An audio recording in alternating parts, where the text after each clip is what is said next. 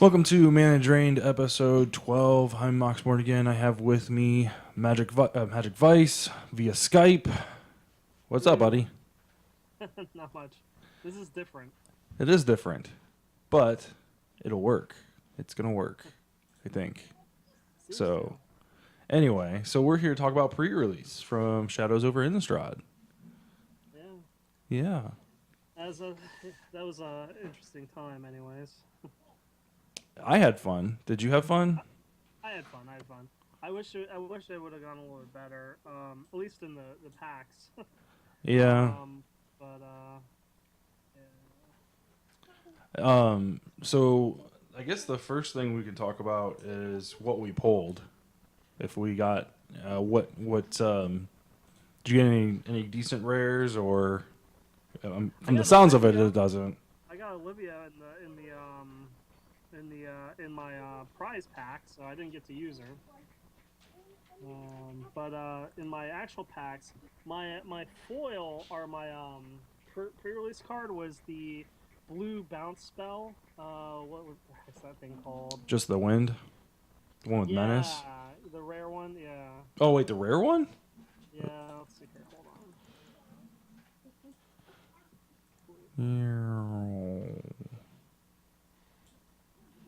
But anyways, I got that, and I had no other blue cards that were useful. It's actually the least thing I pulled. But I made a pretty decent green black deck using the Gitrog monster, otherwise known as Hypnotoad. Oh, that's fun. What color? Yeah, What deck did you end up building? I ended up building like a little sacrifice outlet. It was a green black sacrifice outlet. I originally had red in it, and I had because I had four insolent neonates, Mm-hmm. which I thought were incredibly powerful when I first looked at them, and they were in the first game when I used them. However, by the time I got to the third game, I realized I had misread it, and I had missed a word, such as sacrifice. Oh, Yeah, I had to drop the game. sad face. I know, right? It really, it really was sad. Um, but no, oh, here it is. Engulf the shore. Oh, this is Engulf, the. yeah, Oops, crap. Engulf the shore. Okay, I got it pulled up. yeah. So that would have been that would have been a lot better if I'd had something in ice or something like that. But I didn't get any of that. The guy next to me though, and this annoyed the crap out of me because he handed me the pack, and I realized that we had enough packs down the row, so I gave him that pack back. The pack that he opened up, he got a foil Jace. Oh, Yeah. And then he got the little two black zombie guy. He got Avacyn. oh my God. Uh, yeah, he got Avacyn. He got Olivia. Oh my God. What else did he get?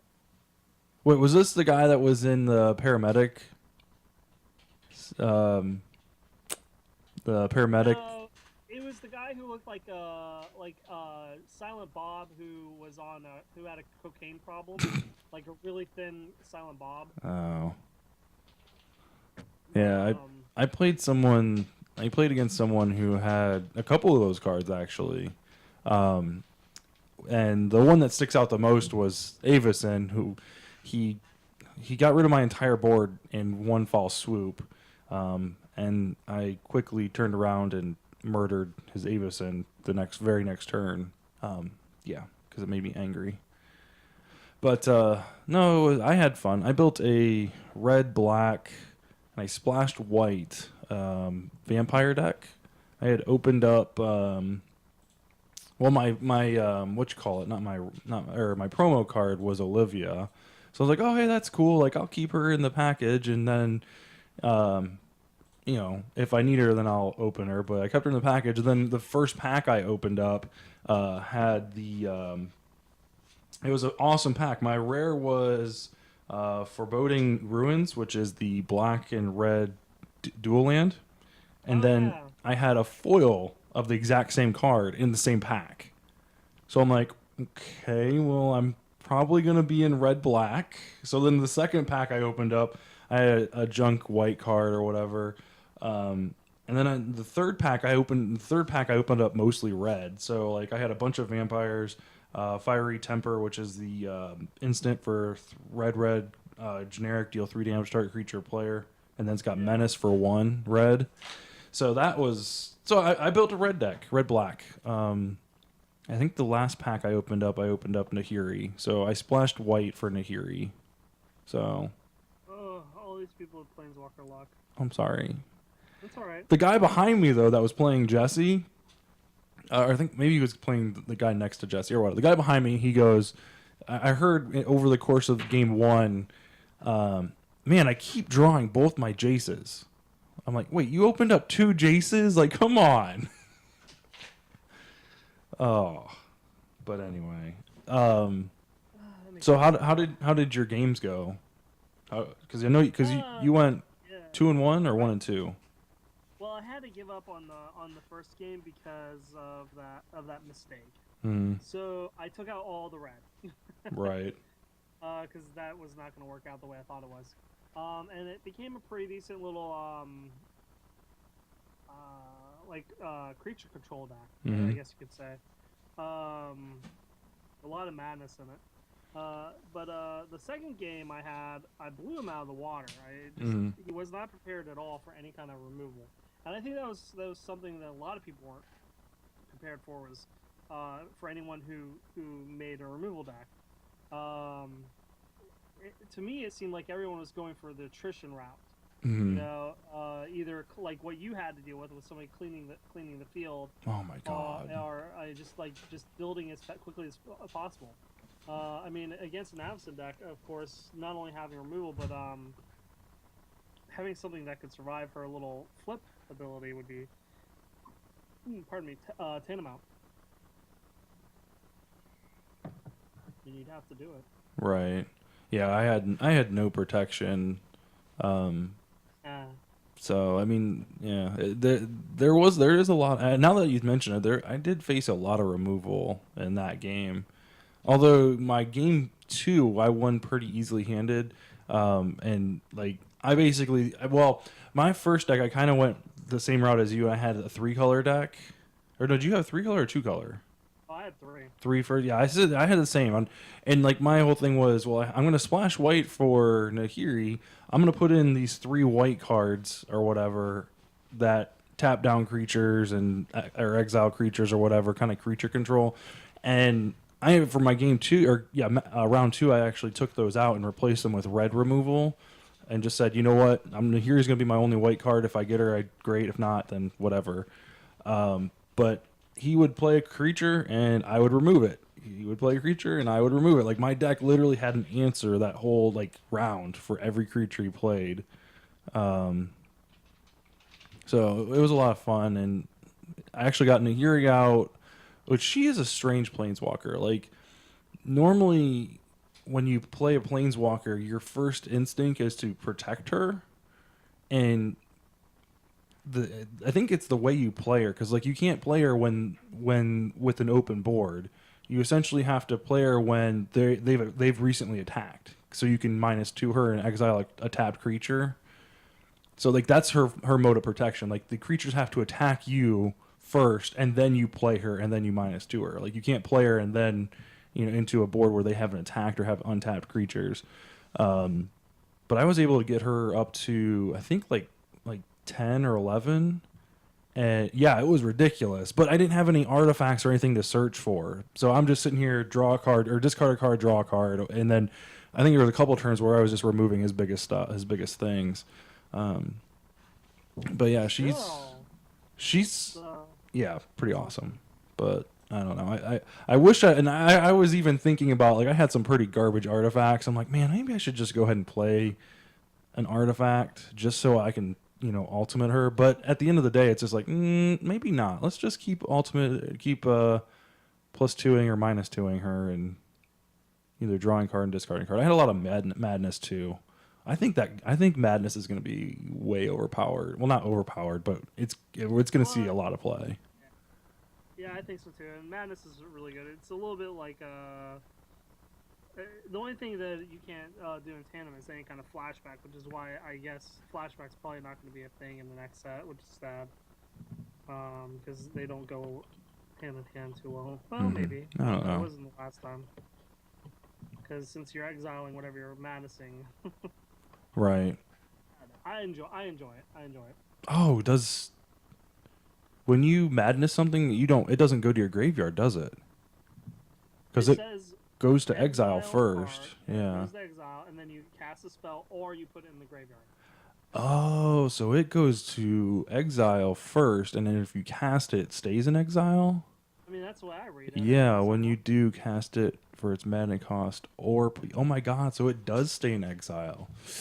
Well, except for creatures. Creatures won't do that. Oh, right, yeah. So because if you cast it, the creature will come into play, and then if it dies, if it gets countered, I'm assuming it goes back to exile. I don't know how that works. I don't know. No. Or- No. Ah. I don't know. That's tricky. Yeah, you just got me. I don't know. Anyway, but yeah, I think Madness is going to be really strong. This Fiery Temper, I think, is going to be a good card. So you can pretty much it's Lightning Bolt if you've got a discard outlet, which it seems like there's quite a few. So I'm hoping that that's a continue. I hope Madness goes into the next set. I hope that carries over. It will. It will. Yeah, there's no way. There's no way. Yeah, let's see here. Yeah, they reprinted Tormenting Voice, which is awesome because it's all upside now. So But pay. it's the third time. I Third know, time I in know, a row. I know, but it's upside, right? You in addition to casting it, you pay red and pay a generic, and then you have to discard a card, and then draw two cards. So if you pay one red and then two red and one generic, you can cast Fiery Impulse and draw two cards. So that's pretty good, right? That's a thing. I think Olivia, I think, is the one that most surprised me. I didn't think, kind of like the buzz around her around the internet is she's not as good as she used to be, type of deal. And then everybody, of course, hates the frickin' art. But I don't know, like something about on turn, dropping her on turn 3 and then turn 4, like dropping one of these beasties and discarding a card, granting the whatever you just played haste and +1 or haste. Haste a +1/+1 counter, and it counts as a vampire. So like the vampire strategy is super awesome because you've got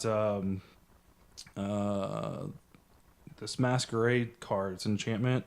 Attacking creatures you control have first strike, and then whenever a vampire you control deals combat damage to a player, put a +1/+1 counter on it. So like, I don't know. It's really awesome. The vampire There's synergy. Also, Martov's what is it? Champion. What the hell is that card? Because that also has a cool ability. Is that the black one that puts +1/+1 counter, like sack a creature or something like that, or? There's an Indulgent Aristocrat. It's 1 black for a 1/1 lifelinker. You can pay 2, sack a creature, and put a +1/+1 counter on each vampire you control. That's an uncommon. That's uncommon. No, I'm thinking they're rare.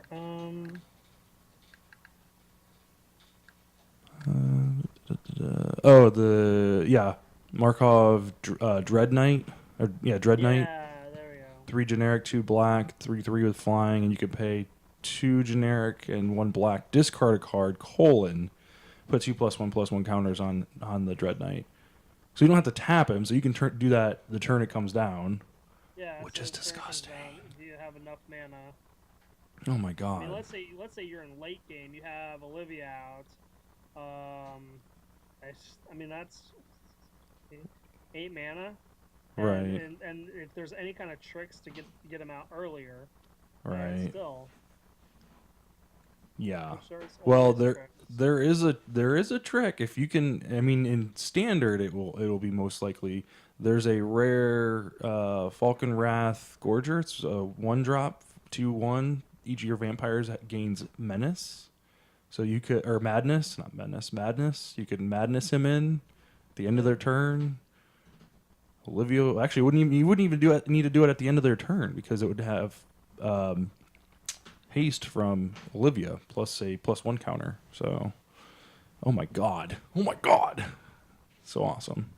I was sad that whatchamacallit wasn't reprinted though. Still thinking about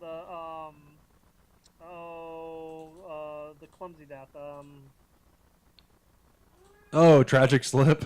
Yeah, tragic slip. I hope they bring back Morbid. I really want Morbid back. Really was hoping that would come back. Yeah, Morbid would be good. Oh my god, yeah. I don't know. For what I got, I mean, I really wish I had had the money, the capital to do it more times. I really wanted zombie stuff or werewolf stuff. As it stands, I only got a couple werewolves. Yeah, didn't really see too many of them. No. Hopefully that they're not that popular, so I can build up a nice werewolf or zombie deck. But I want to make a zombie / Triskanophobia deck. Oh, okay. Fear of 13. I love the mix of that, and I like zombies, and then you're afraid of 13, and then I don't know, put 2 of the slaughters in it. Like just make a mono black theme deck. That's awesome. I don't think it would do very well, but it would be fun. It'd be fun to play. Yeah, there was the one card that is kind of funny to me is Skin Invasion. Oh yeah, you got one of those? Yeah, yeah, that was hilarious too. And what was it? The one guy I was playing against in round 1, he had somehow searched it up. He had a red-white deck, and he somehow searched it up. So I knew he had one, and I'm thinking, I just pulled one off the top of mine. I'm like, he's got 1 creature, and it's huge, and he's gonna play his on my guy, and then force mine. So I played mine first on his huge dude. Luckily, I had a Death Toucher. So at the end of the day, he played his on his guy too. So he was gonna get. So it was basically a wash. But it's kind of funny. Like you could tell in his eyes, like, "Oh, I'm gonna totally kill your Death Touch guy," and I was like, "No, you're not." So anyway, it was fun. But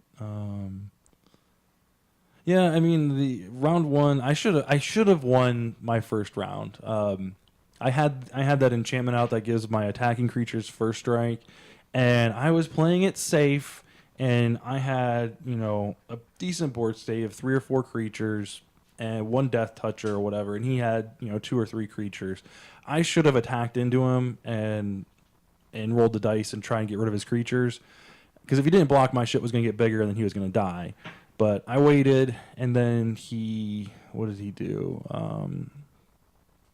I can't remember what it was. He had like, what was it? A creature, he cast 2 spells. It was like a creature deals damage to itself equal to its power. He had like 2 of those, and he played them back to back, killing off my big guys, and then he attacked with his big thing, and I had to block, because, like, it's huge, and it was like it was the wolf thing. It was like a black wolf or something like that. I can't find it real quick here. It was like a 6/5 or something ridiculous. No, it was a dog. It was a 5/3. It was Hound of the Four Bogs. Oh, Hound of the Four Bogs. Yeah. Delirium? Yeah, that's 5/3. And he had Delirium. That's why. So he basically killed my 2 guys. No, that's what it was. I couldn't block. So he killed my two of my 3, and I couldn't block because I only had 1. So I was like, well, fuck. Should have attacked last turn, but I learned my lesson. The next game, I was just like, I don't care. I'm just turning my shit sideways. You're attack. And I won.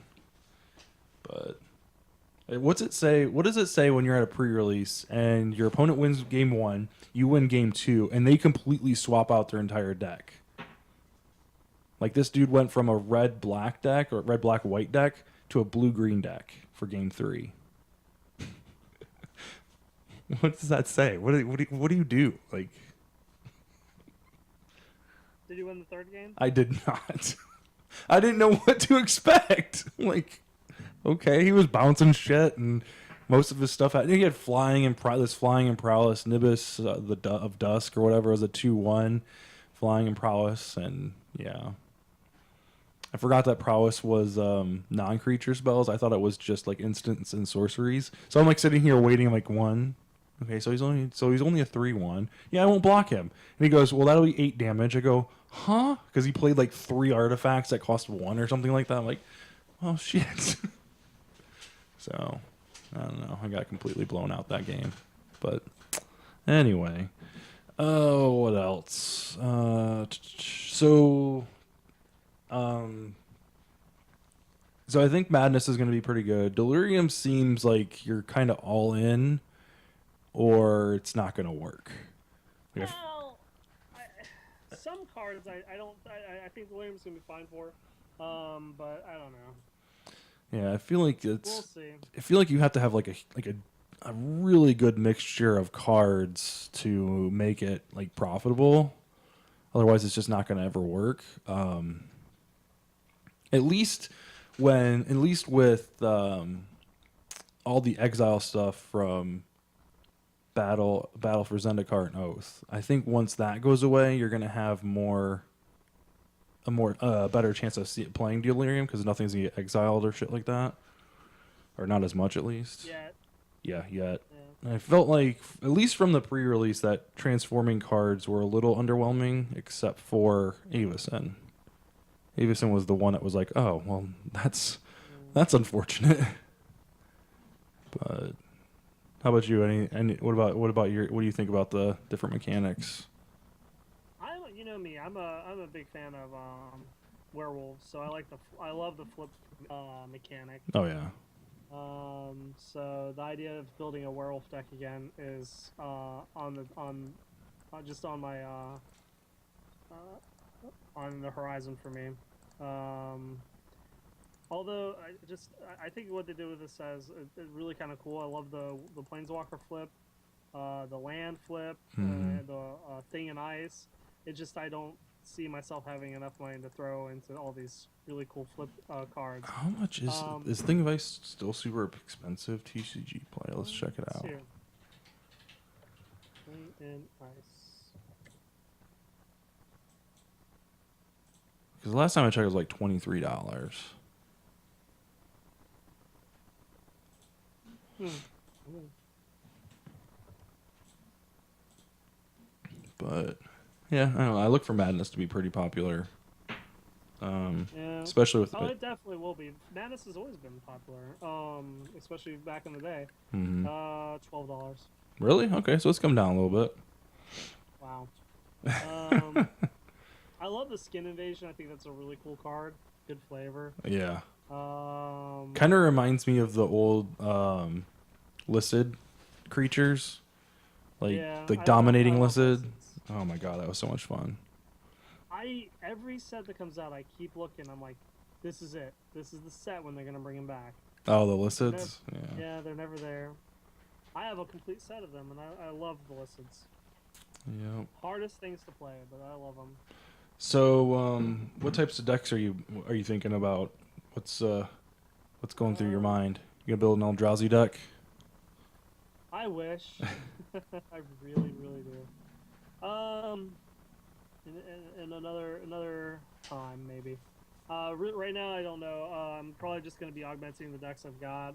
For modern, I'm probably gonna finally get around to it and pull my head on my butt and put the sliver deck together. It's all right there. Yay! So I could do that. Love to be able to build a werewolf deck or a zombie deck for standard, but I just don't think that's going to be anything I can put my time into right now. I'm checking to see if I've got any werewolves. I have a uncommon werewolf, Hermit of the Natternals. I really didn't get that many. Oh, it turns into a 3/5. Yeah. And then Hinterland Loggers, 2 mana, 2/1. At the beginning of the upkeep, if no spells were cast, transform her. She turns into a 4/2 with trample. She's a common. She's not very good. But yeah, those are the only 2 werewolves I got. Unless there's none in red. There isn't any in red. Yeah, there's a whole bunch of werewolves in red. Really?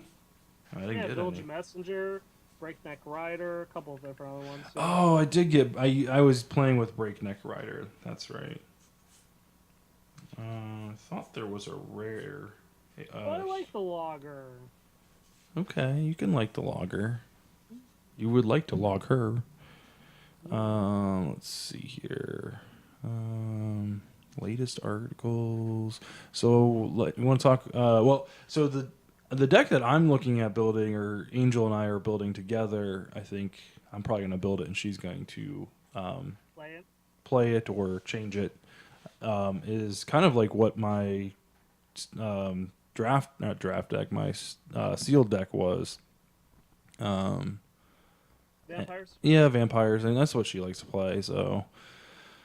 They got a good bunch of them to play this time. Yeah, there's a whole bunch. I really want Sin Prodder to be a thing. I really want it to be awesome, but I really don't see it. It's a devil. It's a devil that costs red and 2 generic, and then it's a 3/2, and it's got menace. And at the beginning of your upkeep, you can you reveal your top card, and any opponent can put it in your graveyard and lose life equal to its casting cost. Otherwise, you draw that card. So it's kind of like card draw, like, and everyone's just basically, saying the worst case scenario. Oh, well, they're just going to get a land and you're never going to draw a land. Like, well, that's not true because you still get your draw step. They're getting rid of one of your cards. So, I don't know. I mean, maybe that goes into a Delirium deck. I mean, because they either take the damage and feel your Delirium or give you the card.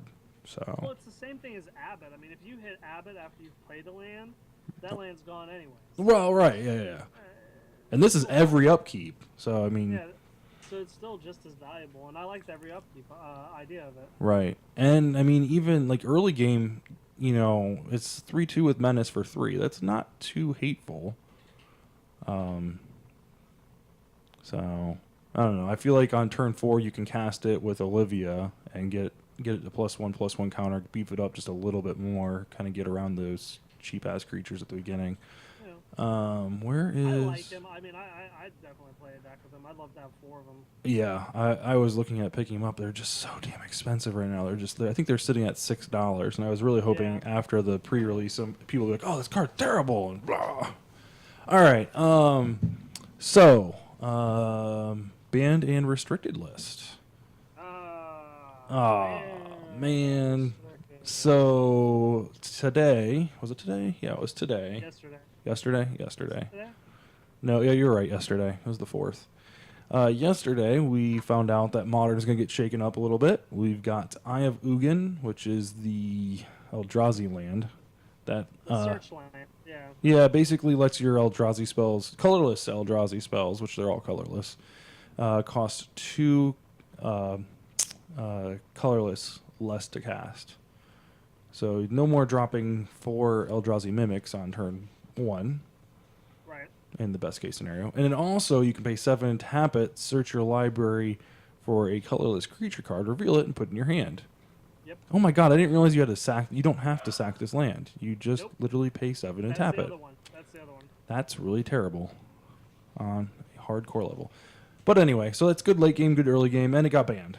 Super banned. And basically, it looks like what Wizards is saying is they toyed around with the idea of banning both Eldrazi Temple and Eye of Ugin, but they eventually just settled on Eye of Ugin because 2 things. If they ban Temple and leave Eye of Ugin, basically the metagame becomes every possible deck becomes the same one, and it's just cheap-ass Eldrazi spells, and eventually it's just going to be like the same deck over and over and over again. Plus it provides like a pseudo-infinite mana, kind of like you don't have to tap it to produce mana, whereas Eldrazi Temple, it's still producing 2 mana for your colorless spells, but you have to tap it, so... Yeah, it is slower. It's a little bit slower. It's nice. I don't know. I like the choice. I think it was the correct choice. Yeah, It's a lot better than getting rid of Summer Bloom. So they finally made a correct choice. Assholes. The one I heard an interesting. I'm glad you brought up Summer Bloom. I heard an interesting opinion about Summer Bloom. Someone said they banned the wrong card in that deck. They should have banned Primeval Titan.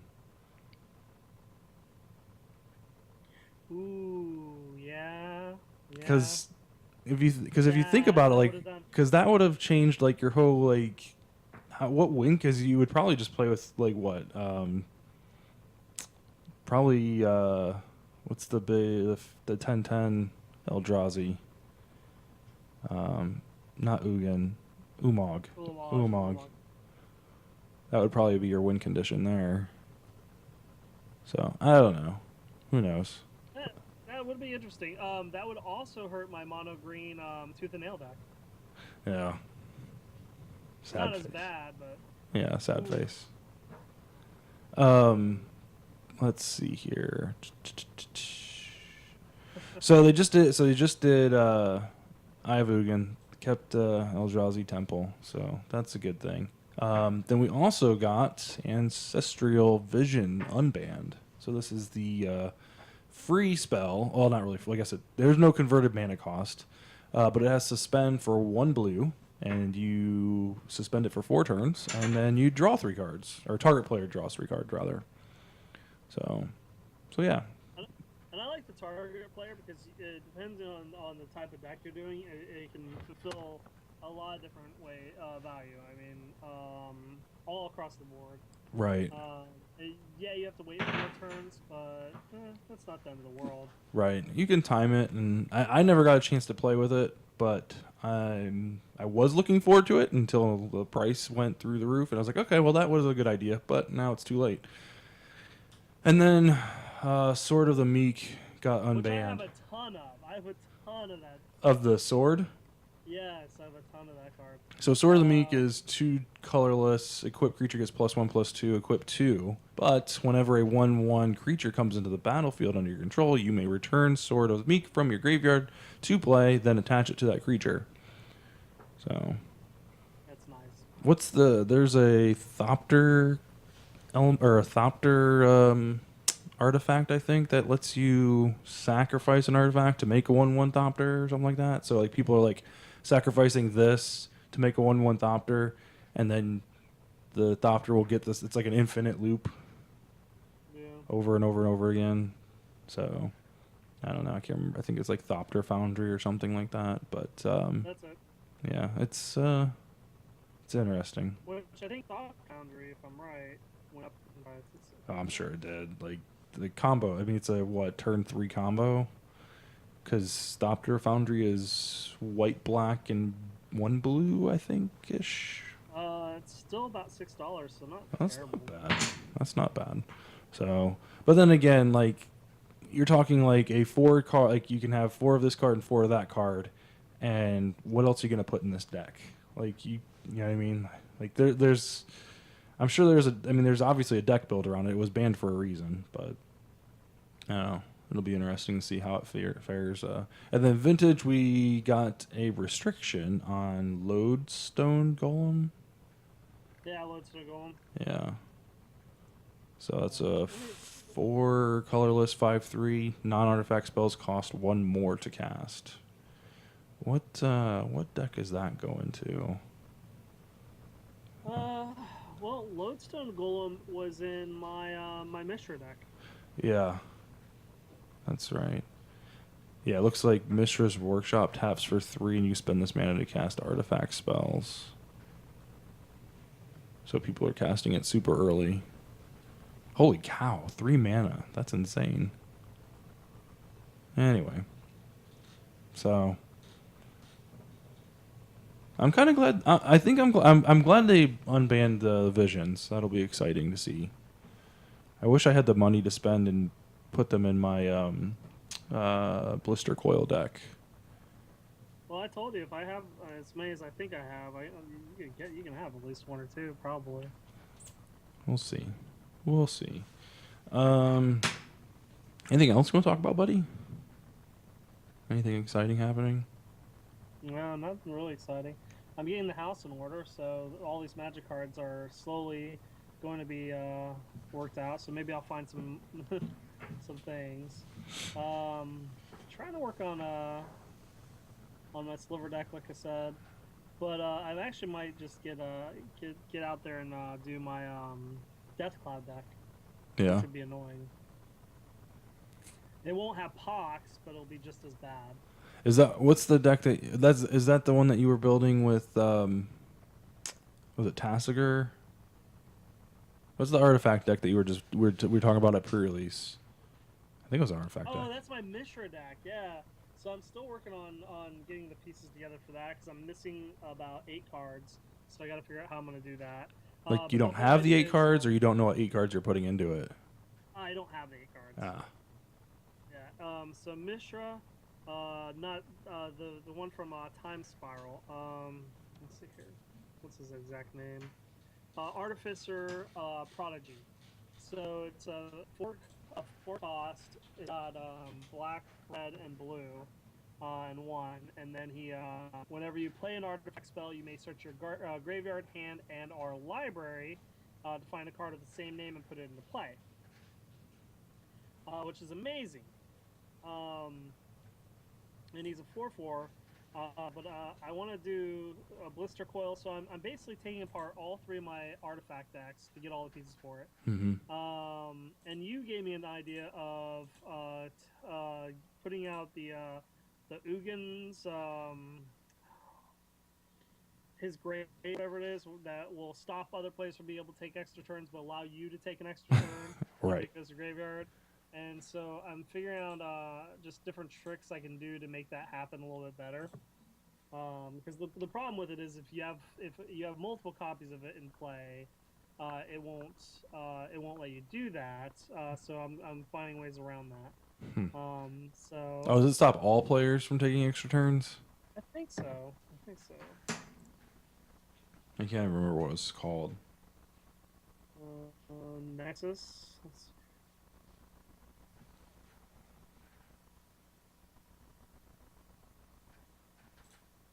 But I've got some different ideas of different things I am going to do just to make it as annoying as possible. Yeah, it's if a player, not if another player. So that's why they have you sacrifice it to get around that. That's cool. I like it. So it's not quite like all the turns belong to me or anything like that. But with the different ways to excel the artifacts out on the field, I'm really hoping for good things. Well, I think it's just like another win condition, right? It's not like you're like all the turns are mine is like that's how they win. Like they just take all the turns. This is you play awesome shit, and maybe you take all the turns, or maybe I just beat you down with some awesome artifacts. Well, I didn't get to the worst part about it. Oh God. What is it? Mind Driver. Let's see. Mind.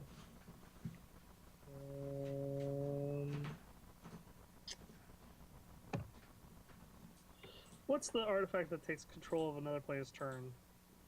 Oh God, I don't know. What set is it? Mindslaver. Mindslaver? Mindslaver, yeah. So I'm going to put Mindslaver in there. I might put 2. So let's see here. So I can just take somebody's turn. Right. So what Mindslaver is? Let's see here. Pay 4, colorless, tap it, sacrifice it. You control target player during that player's next turn. It costs 6. It's from Scars of Mirrodin. Okay, that's cool. So yeah. So are you using Tron lands in this deck? Or that's where I'm not exactly I don't know. I might. I doubt it. As it stands, it's mostly going to be fetch lands, blue, maybe 1 black and 1 red black. And most of it will be because I saw this played on MTG Goldfish, mm-hmm. and so I'm kind of like copying the style, but I want to do my own thing, and I'm debating on whether or not I want to even think about putting the Tron lands in because I just don't know how it's gonna work. So I'm play testing it on my phone just before I make any final decisions, just to see how far I can get with it. It's been fun so far, though. Yeah. Awesome. We'll have to sleeve up copies and see how we do with it. Yeah, I made what's great is it's modern. Yeah, so as long as they don't ban anything. I'm starting to dislike this whole banning thing. I haven't played a lot of Modern, and I haven't well, I guess I have played a lot of Modern, but not like competitively. So like I'm starting to notice that like if you build like one of these top tier decks, you risk one of your cards being banned, and then your deck is just terrible. And there seems to be like a part of the internet or part of the community that says, "Oh no, it'll still work," and like that. It was like that with Splinter Twin, and they're like, "Oh, you still have Kiki Jiki," and like, yeah, but that's a whole like 2 turns later, and so much harder to cast, and it's so much more fragile, and blah blah blah. I'm like, yeah, I haven't been to a modern Friday Night Magic in a while, but I imagine there's not too much Splinter Twin running around. So And we'll yet have. there's things like Lantern. Oh my god. That thing's annoying. I hate. I Um, played against that deck um, a couple months ago, and it was before it was like really really big or whatever. And the guy was like, "Well, they call it a prison deck, but it's really not a prison deck." I'm like, "Okay, I don't know what that means." And I quickly realized that it was you can't do anything. Like, and that's what it. Oh my god! And I'm like, this is annoying. Like, I would rather play an Eldrazi deck that kills me on turn 2 than this. and see, all they're hoping for in that is that the player opposite them is going to scoop. Right. Because if it goes to time and then it's a tie, it's a loss for Right. them. Which the easiest way to But fix that is just make a loss not worth any points. That'll get rid of that deck real quick. You won't have to ban anything. So, I don't know. I don't know. We got to go back to some Friday Night Magic, though. Once we get our. yeah, once things are a little bit better. But yeah, I'd love to do that. Just to see. Although the last couple times we've gone, what was it? I wanted to do my Tooth and nail. Oh, see, I always do my tooth and nail deck. I wanted to do my glittering wish deck. Oh, yeah. Um, Why haven't you done that and yet? because I'm so hesitant, I feel like I haven't really played it against a variety of decks yet, and I don't know. I don't know. I don't know. I don't know. I don't know. It's fun to play. It's just it's. I mean, you want to talk about something that's fragile. That deck's fragile because anything can stop it, Yeah. especially if they know what's coming. Oh, it's coming. Yeah. It's coming. But that's why I like the idea of the Mishra deck because even when people see it, they're not going to know what's he going to do. Well, what are you going to do? What are you going to do? I'm going to do this. Let me look through And my sideboard here. I the guess we should say what does Glittering Wish do? You should probably tell them what that is. It's an older Glittering card. Wish is a future sight card. It's like all the wishes where you can go and look for something that's outside the game. Well, with Glittering Wish, it's a green sorcery that lets you go and look for a multicolored spell and put it in your hand. It can be a creature, it can be an artifact, or if it's like a because there are multicolor artifacts. It could be an enchantment, it could be a sorcery, an instant, it could be a planeswalker. It doesn't matter. It just has to be multicolored. And you put it in your hand. And so, just like all wish decks, you can't just bring all your cards and then go through all of them. Your sideboard is what you can wish for. Right.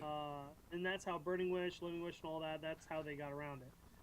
So Glittering Wish lets you look through your sideboard. So you have 15 cards of one each. Like I've got a Venser in there. I've got Flame Spout. Flame Spout's probably what I go for the most. Or Jeskai Ascendancy. Mm-hmm. And you just kind of do that, and then you go for an infinite combo of creatures. Just it's really fun for me. Oh, it's fun. Yeah, for me. Okay. Cool beans. Oh, there are some red werewolves. There's a whole bunch. Holy shit. My bad. I was like, there's no red werewolves. Like, there's a whole bunch. All right. Well, I guess that's our show. Yeah, I'm glad the Skype thing worked out. Yeah, this is actually very handy. Yeah, we can do it this way and do it this way. You can do it this way if you want. Save yourself some gas, and still we both have computers that we can use. So, oh my goodness, I need a new computer. Mine is like chugging along. You just got that. Just got that, meaning this is the computer I had from 6 years ago, just repackaged into an Xbox 360 case. I think I think he gave me a different hard drive and Yeah. maybe Video card. a different video card, but the motherboard and the processor are the exact same, so it's chugging along. But the thing that's different is, for some reason, Angel, the Ball and Chain podcast last week, it recorded on Twitch, but it won't let me upload it to YouTube for some reason. It keeps failing. And it's not super long. It's only like 29 minutes. It just keeps failing. So like I'm actually having to broadcast this to Twitch and record it at the same time onto my hard drive. So it's like the computer just like, oh my God, finish, please. So I might get him to get me a computer eventually when the time's right. yeah. Although, funny story, I pulled out Jenny's computer and I was able to get it running. Yeah.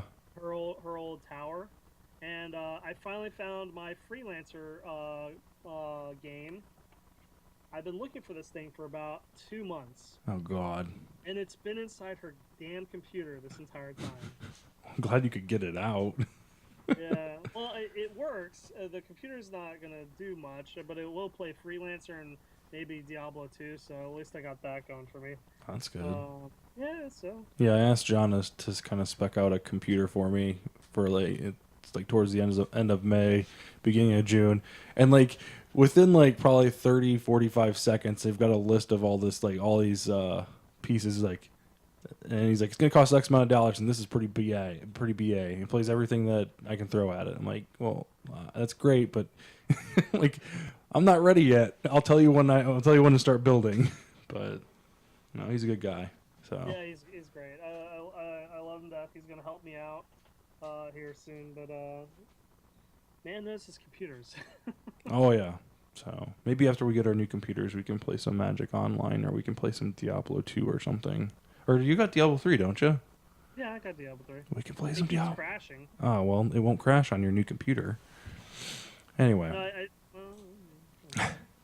All right. Well, that is episode 12. Thanks for watching. You can watch us every the first and third Tuesdays of the month, which we might try to. Maybe we'll try to go every week or something like that. Now that we've got yeah, now we got Skype. now we got Skype going. Swipe. So for now, we'll just stick with the first and third Tuesdays every month at probably 8 o'clock for now.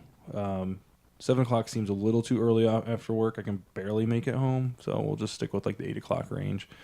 But yeah, twitch.tv/BC podcast. You can check out our old episodes and all the other podcasts that we have on this channel on youtube.com/72DPI online. And yeah, you can subscribe to our Twitter feed at BC Podcast. And yeah, be awesome. Make sure you hit the like and subscribe button so that you can make us feel happy about the things we do and the things we don't do on camera. I'm kind of sad I don't get sexually harassed at work anymore. Makes me a sad panda. Yeah. Now I only get Maybe I'll come out and visit you, but I'd have the girls with me, so I don't know if that's the same thing. Oh, that would be weird. I'm sorry. Actually, I don't know if they'll let me in. Yeah, I doubt they will. I doubt it. Well, I don't know. I didn't leave on bad terms. But yeah, I don't know. I don't think it'd be a problem. But all right, guys. Well, thanks for watching. We will catch you not next week, but on the 19th. Watch tomorrow's episode of Ball and Chain. I'll be talking about Quantum Break. I'm totally excited to play it. It literally just bleeped, and I hear it in the background that it just finished downloading. So I'll probably be streaming that tonight. So if you'd like to watch some Quantum Break, stay tuned. Isn't that Xbox only? Yep. Oh. When are you gonna start the stream? Because I might watch you. I'm gonna grab some food real quick. So maybe like 9:30. All right, text me if I'm still awake. I'll watch you. All right, sounds good. All right, guys, we'll catch you on the 19th. Thanks for watching. Bye.